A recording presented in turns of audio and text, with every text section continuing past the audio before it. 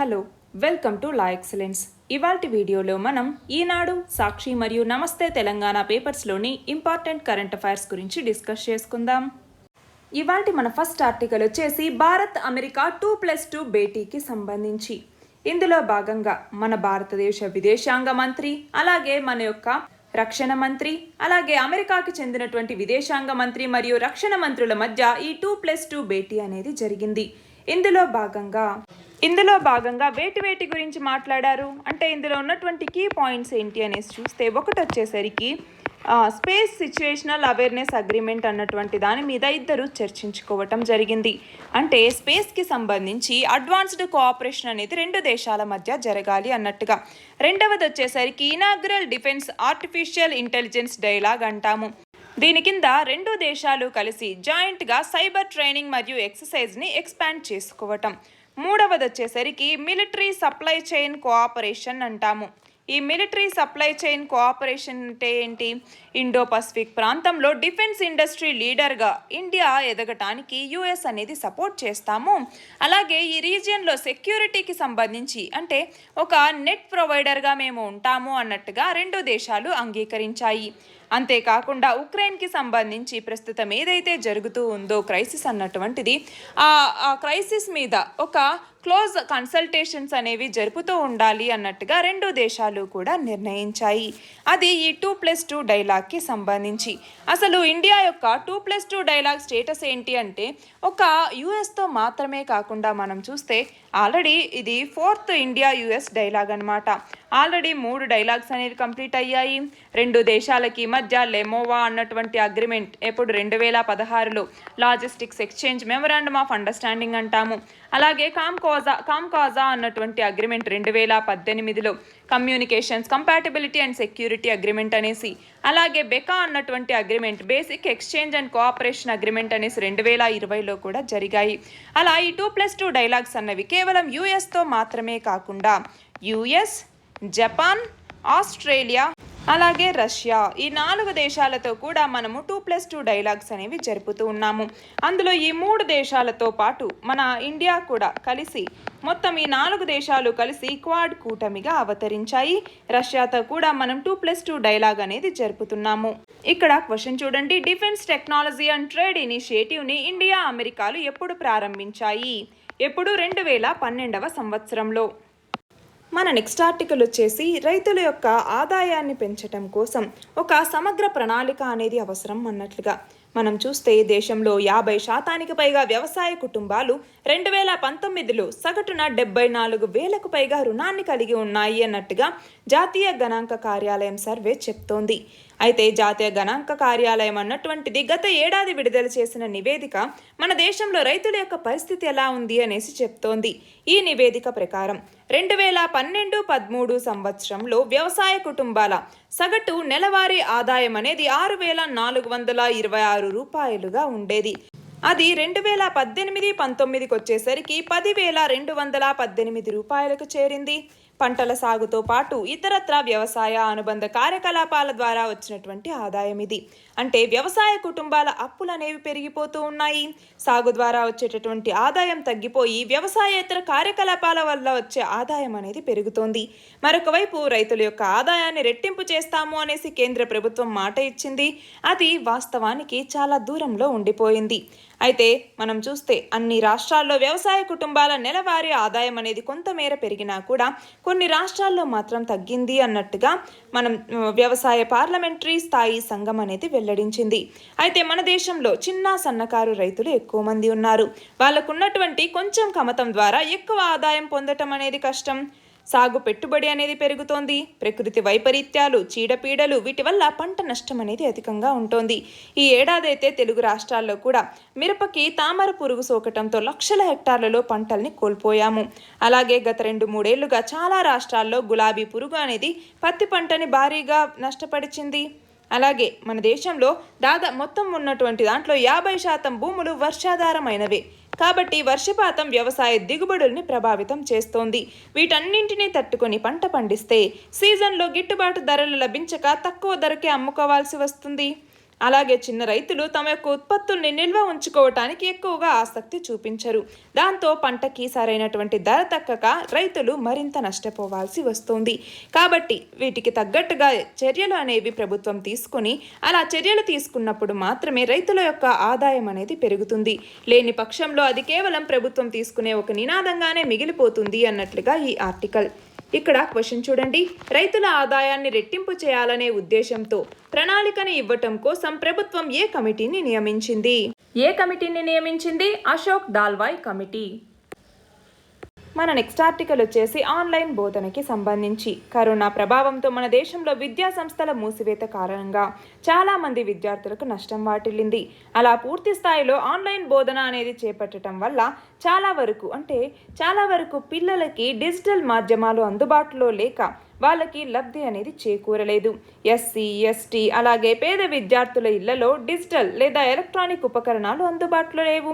వాళ్ళంతా కూడా ఆన్లైన్ విద్యకి దూరమయ్యారు. మొబైల్ ఫోన్లకి సిగ్నల్ లేనటువంటి ప్రాంతాల్లో కూడా విద్యార్థులు చదువుకి బోధనకి దూరమయ్యారు. పేదరికం మూలంగా వీళ్ళలో చాలా మంది శ్రామిక శక్తిలో భాగంగా మారిపోయారు. బాల కార్మికులుగా వీళ్ళు మారిపోయారు. ఇంటికి ఆదాయాన్ని తెచ్చిపెట్టే పనిలో వీళ్ళంతా వెళ్ళిపోయారు. ఇలాంటి పరిణామాలతో విద్యార్థుల మీద పడినటువంటి దుష్ప్రభావాన్ని గుర్తించేందుకు నిర్దిష్టమైనటువంటి అధ్యయనాలు కూడా జరగలేదు. అంటే ఈ విషయంలో ప్రభుత్వాలు ఎలాంటి దిద్దుబాటు చర్యలకి దిగకుండా అవి అచేతనంగా ఉండిపోయాయి అనేటటువంటి విమర్శలు అనేవి వచ్చాయి. అయితే మన భారతదేశంలో విద్యార్థులు ఈ కరోనా మూలంగా ఎంత మేరకు నష్టపోయారు అన్నటువంటి దాని మీద ఒక శాస్త్రీయ అధ్యయనం అంటూ జరగలేదు.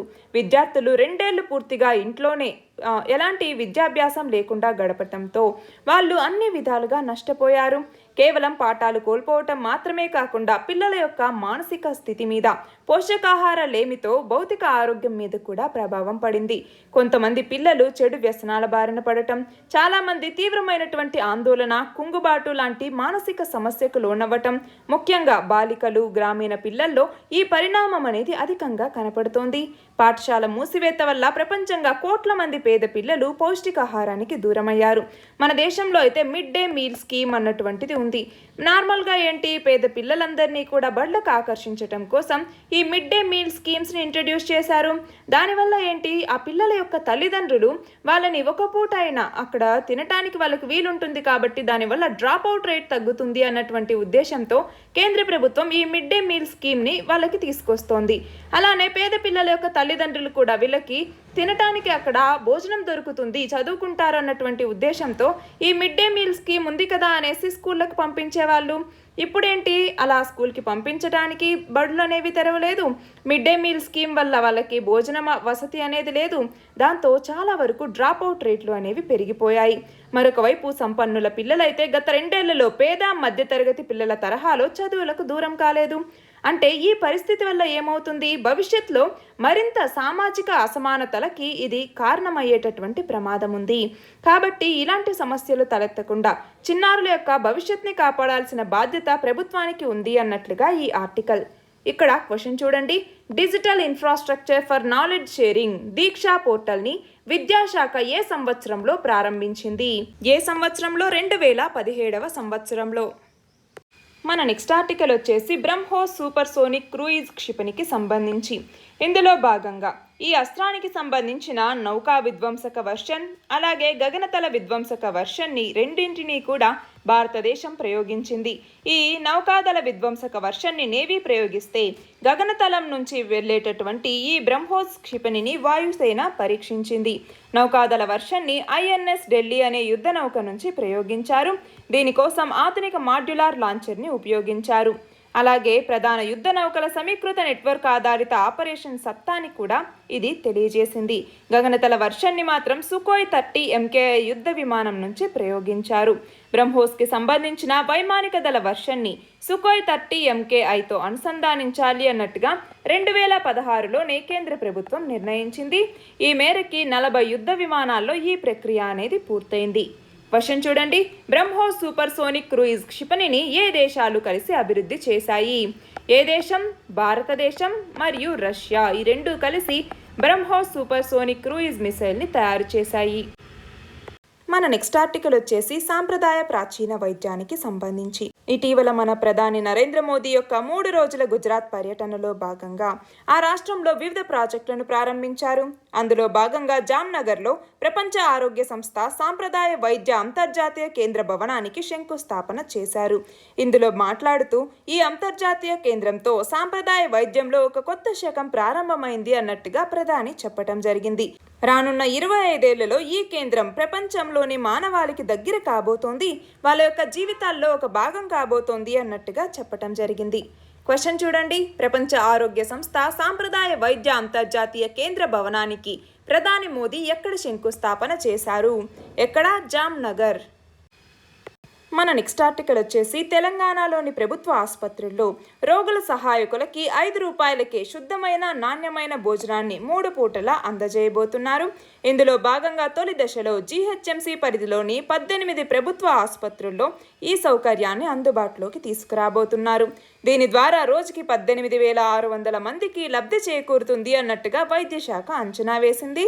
అలా ఒక్కొక్కరికి 3 పూట్ల అంటే మొత్తంగా రోజుకి 55,800 భోజనాలకి ఖర్చు పెట్టాల్సి ఉంటుంది. అలా ఒక్కొక్క భోజనం ఖరీదు ₹24.25 ఉంటే అందులో ₹19.25 రాయితీని ప్రభుత్వం ఇస్తోంది. ఈ లెక్కను చూసుకుంటే ఏడాదికి ₹38.66 కోట్ల రూపాయలని ప్రభుత్వమే చెల్లించబోతోంది. ఇక్కడ క్వశ్చన్ చూడండి, ప్రభుత్వ ఆసుపత్రుల్లో రోగుల సహాయకులకి ₹5కే నాణ్యమైన భోజనాన్ని అందించేలా జీహెచ్ఎంసీ పరిధిలో తొలి దశలో ఎన్ని ప్రభుత్వ ఆసుపత్రుల్లో ఈ సౌకర్యాన్ని అందుబాటులోకి తెలంగాణ ప్రభుత్వం తీసుకురాబోతోంది? ఎన్ని హాస్పిటల్స్లో? మొత్తం 18 హాస్పిటల్స్లో ఈ సౌకర్యాన్ని తెలంగాణ ప్రభుత్వం అందుబాటులోకి తీసుకురాబోతోంది. మన నెక్స్ట్ ఆర్టికల్ వచ్చేసి ఏపీ ప్రభుత్వం ఏదైతే రేషన్ బియ్యం గనక వద్దు అనుకుంటే దాని బదులుగా నగదు బదిలీ చేసేటటువంటి ఆ ప్రక్రియని అమల్లోకి తీసుకొస్తాము అన్నట్టుగా ఆలోచిస్తున్నటువంటి నేపథ్యంలో ఇలా గనక చేస్తే పేద కుటుంబాల మీద తీవ్ర ప్రభావం పడేటటువంటి అవకాశం ఉంది. ప్రస్తుతానికి ప్రయోగాత్మకం ఏదైతే చేస్తూ ఉన్నారో అలా ఇది ప్రయోగాత్మకమైనా కూడా ఈ పథకాన్ని రాష్ట్రమంతా విస్తరించి ఏ కారణంతో అయినా కూడా కార్డుదారులు అంగీకరిస్తే లక్షల కుటుంబాల యొక్క ఆహార భద్రత అనేది ప్రశ్నార్థకమవుతుంది అన్నట్లుగా ఈ ఆర్టికల్. ఇక్కడ క్వశ్చన్ చూడండి, అంత్యోదయ అన్న యోజనని కేంద్ర ప్రభుత్వం ఏ సంవత్సరంలో ప్రారంభించింది? మనం చూస్తే ఏపీ రాష్ట్రంలో కార్డుల వారీగా చూసుకుంటే వైట్ రేషన్ కార్డులు ఉన్నటువంటి వాళ్ళు 1.36 కోట్ల మంది, అంత్యోదయ అన్న యోజన కింద రేషన్ సరుకులు పొందే వాళ్ళు 9.08 లక్షలు, అన్నపూర్ణ కింద 7,230 కుటుంబాలు రేషన్ బియ్యాన్ని తీసుకుంటూ ఉన్నాయి.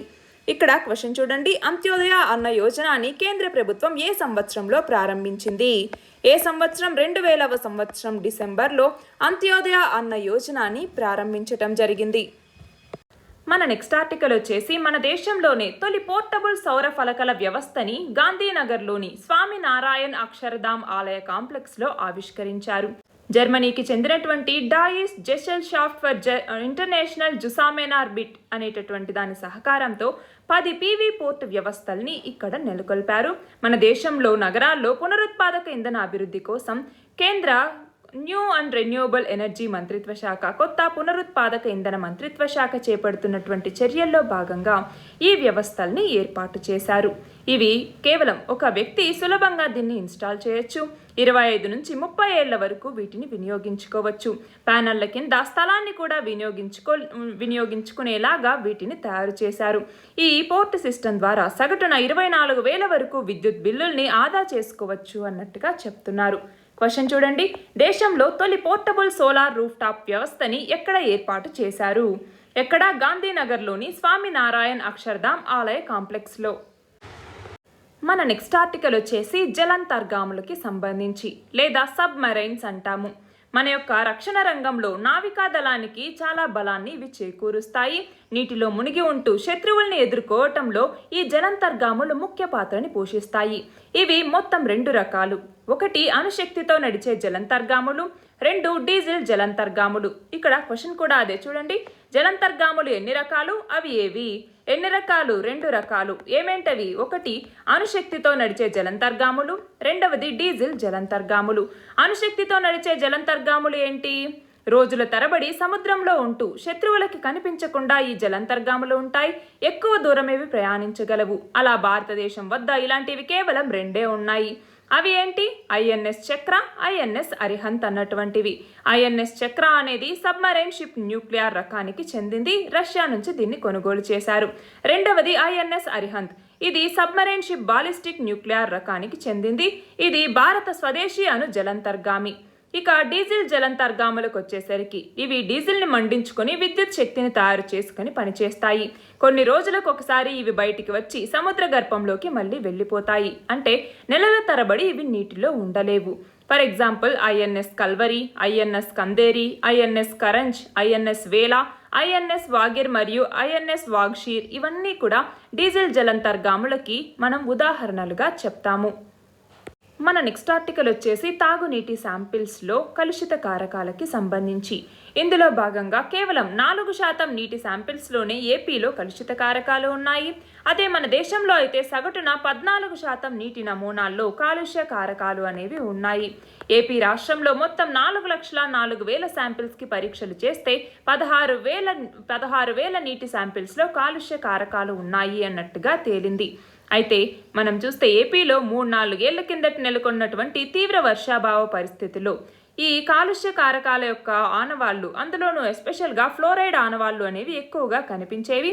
అయితే గత 3 ఏళ్లుగా రాయలసీమ జిల్లాలతో కూడా మనం చూసుకుంటే రాష్ట్రమంతటా సమృద్ధిగా వర్షాలు అనేవి కురవటంతో భూగర్భ జలాల్లో నీటి నాణ్యత అనేది మెరుగైంది అన్నట్టుగా గ్రామీణ నీటి సరఫరా విభాగం అధికారులు చెప్తూ ఉన్నారు. అయితే కాలుష్య కారకాలు మనం చూస్తే ఇందులో భాగంగా మెర్కురీ, క్లోరైడ్, ఫ్లోరైడ్, లెడ్ ఇలా చాలా రకాలుగా చెప్తూ ఉంటాము. మెర్కురీ ఉన్నటువంటి నీటిని కనుక దీర్ఘకాలం తాగితే మనిషి యొక్క నాడీ వ్యవస్థ మీద ప్రభావం చూపిస్తుంది. అలాగే క్లోరైడ్ చూస్తే ఆ క్లోరైడ్ ఉన్నటువంటి నీటిని తాగితే రక్తపోటు వ్యాధులకు గురవుతారు. లెడ్ లాంటివైతే చిన్నపిల్లల యొక్క ఎదుగుదల మీద, పెద్దల్లో కిడ్నీల మీద ప్రభావం చూపిస్తుంది. ఫ్లోరైడ్ అయితే కీళ్ళ వ్యాధులు రావటం, అంటే చిన్న వయసులోనే పళ్ళు దెబ్బతినటం, కండర ఎముకలు దెబ్బతినటం లాంటివి జరుగుతాయి. ఇక్కడ క్వశ్చన్ చూడండి. అత్యధిక నీటి కాలుష్యం ఏ రాష్ట్రాల్లో ఉన్నట్టుగా కేంద్ర జలశక్తి మంత్రిత్వ శాఖ గణాంకాలు పేర్కొంటున్నాయి? ఎక్కడ? పశ్చిమ బెంగాల్ మరియు కేరళ రాష్ట్రాల్లో అత్యధిక నీటి కాలుష్యం ఉంది అన్నట్టుగా కేంద్ర జలశక్తి మంత్రిత్వ శాఖ గణాంకాలు చెప్తున్నాయి. మన నెక్స్ట్ ఆర్టికల్ వచ్చేసి వాయు కాలుష్యం, ఎయిర్ పొల్యూషన్కి సంబంధించి.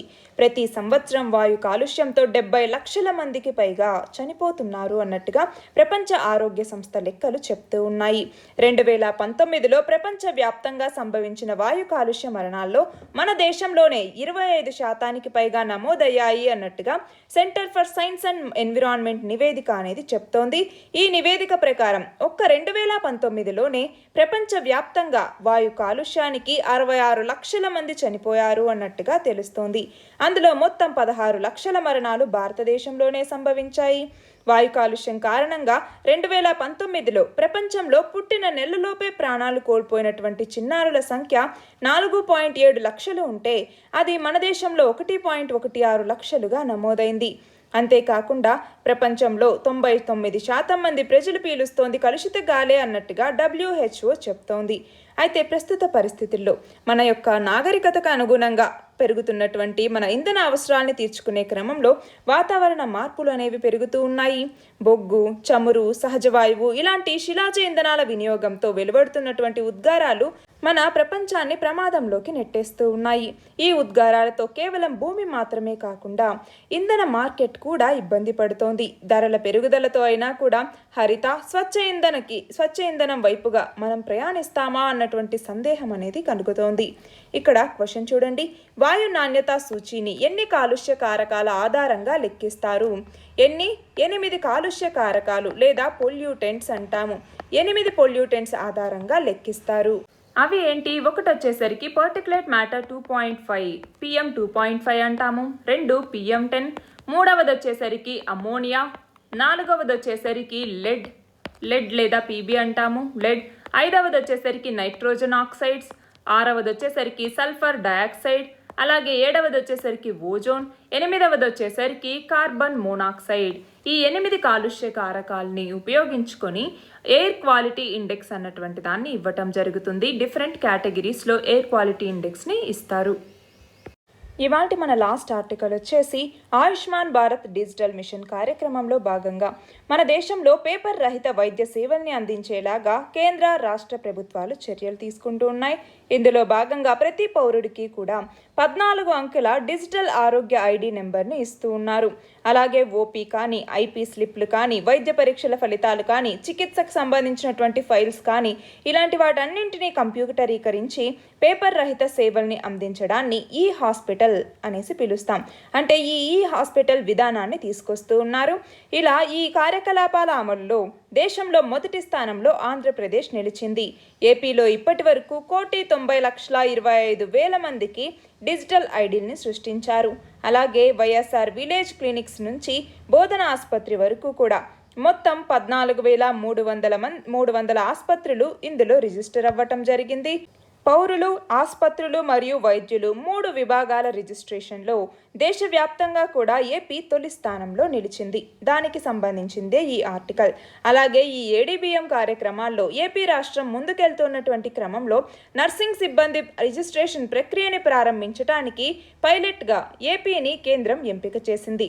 దీంతో దేశంలోనే మొదటగా ఏపీ రాష్ట్రంలోనే ఏబీడీఎంలో నర్సుల రిజిస్ట్రేషన్ అనేది త్వరలో ప్రారంభమవబోతోంది.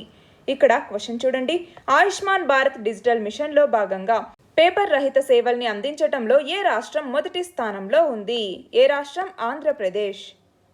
నిన్నటి క్వశ్చన్ వచ్చేసి ఈ దార్ పోర్టల్ని అభివృద్ధి చేసిన మంత్రిత్వ శాఖ ఏది? ఏ మంత్రిత్వ శాఖ? రోడ్డు రవాణా మరియు రహదారుల మంత్రిత్వ శాఖ. ఇవాల్టి క్వశ్చన్ వచ్చేసి రెగ్జావిక్ ఓపెన్ చెస్ టైటిల్ని గెలుచుకున్నది ఎవరు? దీని ఆన్సర్ కమెంట్ సెక్షన్లో ఇవ్వండి. కరెక్ట్ ఆన్సర్ రేపటి వీడియోలో చూద్దాం. All the very best and thank you very much.